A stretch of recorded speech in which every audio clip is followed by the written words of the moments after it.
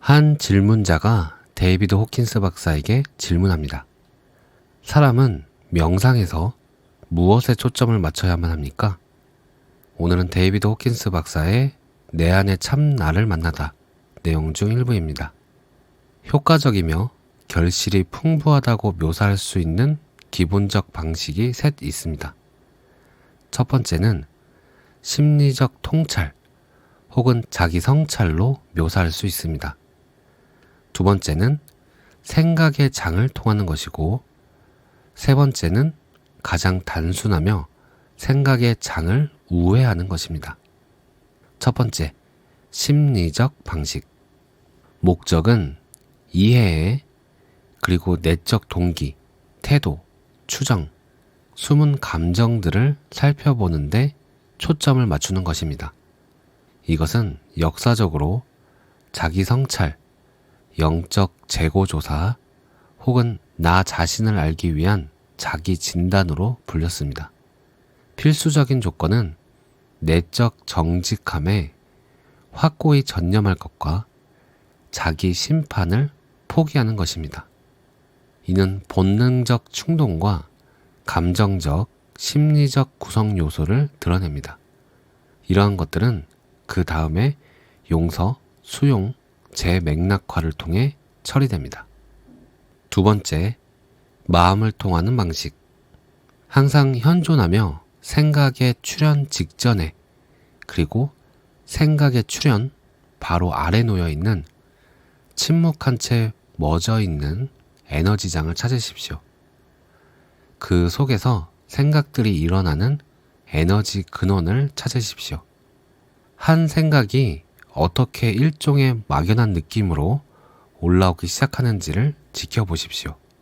점진적 특성은 그 다음에 발생합니다. 예를 들면 한 생각이 개와 같음이라는 일반적 느낌으로 시작될 수 있는데, 그 다음에 그것은 명확하게 개로 발전합니다. 그 다음에 그것은 재빨리 키웠던 개의 이름인 로버로 특수화되지요. 그 다음에 그리운 로버라는 생각이 떠오르고, 로버에 얽힌 슬픈 사연과 어느 날 개가 어떻게 죽었는지 등이 딸려 나옵니다. 예리한 집중과 관여의 거절을 통해 사고가 구체화되고 특수성을 드러내고, 선형적으로 되기 전에 사고 형성 과정에서 점점 더 빨리 사고의 형성을 예리하게 지켜볼 수 있는 능력이 개발됩니다. 위와 같은 과정을 통해서 주의는 사고의 에너지 장 자체의 침묵하는 비선형적 기원으로 인도될 것입니다. 이 사고의 에너지 장은 생각하고 싶어하는 욕망의 에너지 장인데, 에고는 이를 대단히 소중히 여깁니다. 왜냐하면 그것은 나라는 신념, 개념과 관련되어 있으니까요. 그래서 에고는 생각할 필요나 생각해야만 함으로써의 창조적 절박성을 가지고 있으며, 마음은 생존하기 위해서 미친 듯이 허우적거리며 한 생각을 붙들려고 합니다. 사람은 생각하려는 욕망을 신에게 내맡길 수 있는데, 이것은 그 다음에 재빨리 마음의 생존에 대한 두려움을 불러일으킵니다. 이 지점에서 사람은 생존의 의지를 신에게 내맡겨야 하지요. 생각을 멈추면 어리석어지는 것에 대한 두려움이 생겨납니다.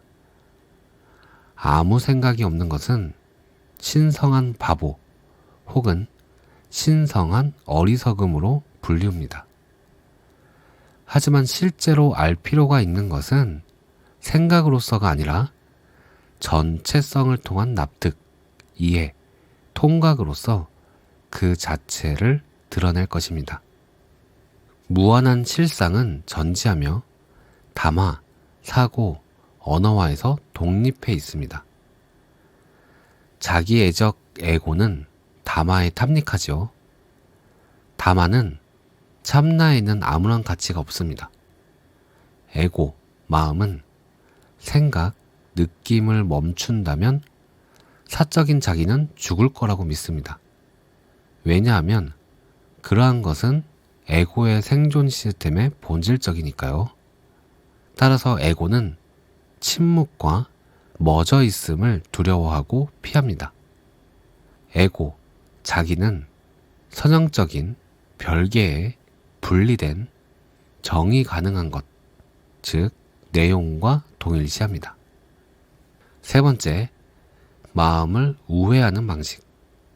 첫 번째, 두 번째 방식은 교육적인 반면 세 번째는 순수히 주관적 경험적이며 정신적, 심리적, 감정적 혹은 개념적이지 않습니다. 이 방식은 가장 빠르고 기본적이며 단순한 행으로 이루어집니다. 그 단계는 매우 간단합니다. 먼저 완전히 그리고 깊이 이완합니다. 그리고 두 눈을 감습니다. 시야를 지켜보며 그저 보이는 것에 초점을 맞춥니다. 어둠 속에서 무수히 많은 자잘한 빛의 알갱이들이 춤추는 현상에 주목하십시오. 그 빛들과 하나가 되고 시야와 융합하십시오. 그러면 생각 없음이 뒤따르면서 적절한 때에 맥락이 바뀌는 동시에 깊어지기 시작합니다. 목격자와 관찰자 사이에 표면적 분리는 사라집니다. 사람은 국소적 관찰자가 없는 현상이 됩니다. 결국에는 오직 암 자체만이 우세해지며 전부가 자연 발생적이고 비이원적입니다. 마음은 우회되고 자율적인 한 마음에 내맡겨집니다. 수행과 더불어 침묵의 생각 없는 상태와 하나로 있는 능력을 눈을 뜬 채로도 유지할 수 있습니다. 사람은 그 다음에 침묵 상태 안에서 살아갑니다. 처음에 그 상태는 기능 수행이나 필요한 정신작용으로 돌아갈 필요가 있을 때는 사라집니다. 하지만 수행과 더불어 그런 방해조차 초월될 수 있고 페르소나가 세상 속에서 관계를 맺고 활동하며 다니는 동안에도 침묵 상태가 우세합니다.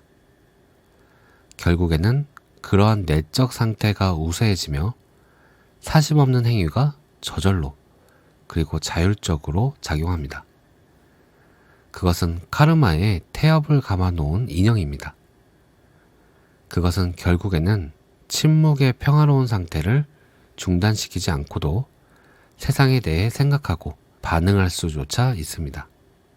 세상은 페르소나를 너로 지각하지만 페르소나는 선형적 기능성일 뿐입니다. 그것은 대양에 있는 잔 물결이나 파도와 같습니다. 관상과 더불어 참나 감각은 내용에서 맥락으로 이동합니다. 오늘 내용은 여기까지입니다. 눈을 감으면 빛 알갱이가 보이는데 평소에 대수롭지 않게 생각했습니다. 오늘은 이걸 명상에 활용해 봐야겠어요. 오늘도 감사합니다. 사랑합니다.